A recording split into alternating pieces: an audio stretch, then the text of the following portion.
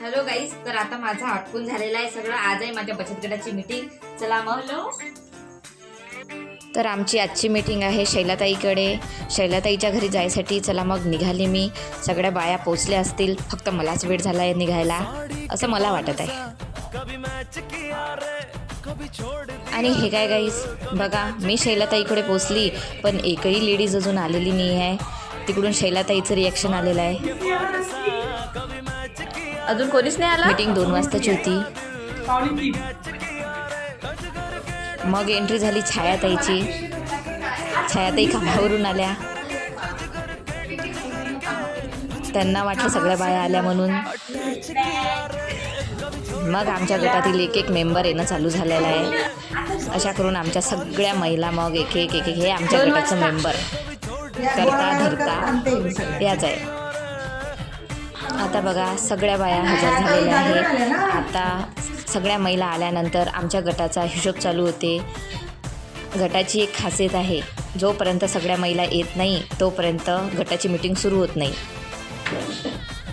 सगळ्या महिला आल्यानंतरच गटाचा हिशोब चालू होते. आता सुरू झाला आहे आमच्या गटाचा हिशोब. हिशोब सुरू असताना कुणीच अदामदात कुणीच बोलत नाही, कारण की बोललं तर हिशोबात चूक होते. आणि ज्या आमच्या गटाच्या अध्यक्षा आहे शोभाताई शिंदे, त्या म्हणतात की गटाची मीटिंग चालू असताना अजिबात कोणीच बोलायचं नाही. आणि बरोबरही आहे, कारण की पैशाचा हिशोब असते त्यामुळे कोणीच बोलत नाही. आता सगळ्या महिलांचे पैसे घेणं चालू झालेले आहे.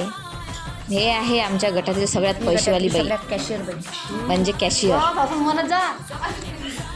कॅशियरचं रिॲक्शन पहा. याच्याजवळ पैसे कमी नाही, याच्याजवळ बिस्किटच जास्त आहे.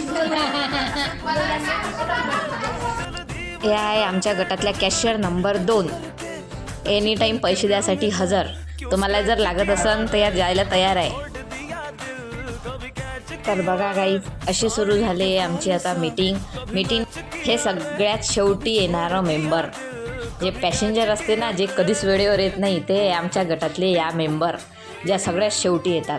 सर चला गाईज, अशी असते गटाची मीटिंग. आणि गटाची मीटिंग संपल्यानंतर सगळ्या बायांना, ज्या बाईकडे मीटिंग असते तिच्या घरी असते नाश्ता.